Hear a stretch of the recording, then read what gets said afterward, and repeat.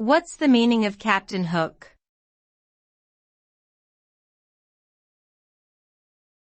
Captain Hook.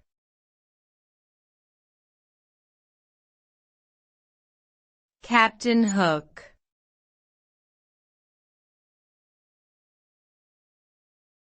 Captain Hook.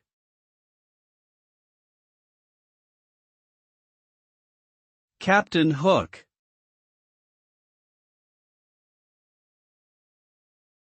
Captain Hook is a fictional character from J. M. Barrie's novel, Peter Pan. He is the villainous captain of the pirate ship, the Jolly Roger, and is often depicted with a hook in place of one hand. The name Captain Hook has since become synonymous with treacherous or cunning individuals who may seek to manipulate or harm others for their own gain. It is also sometimes used as a reference to someone with a hook for a hand, either literally or figuratively.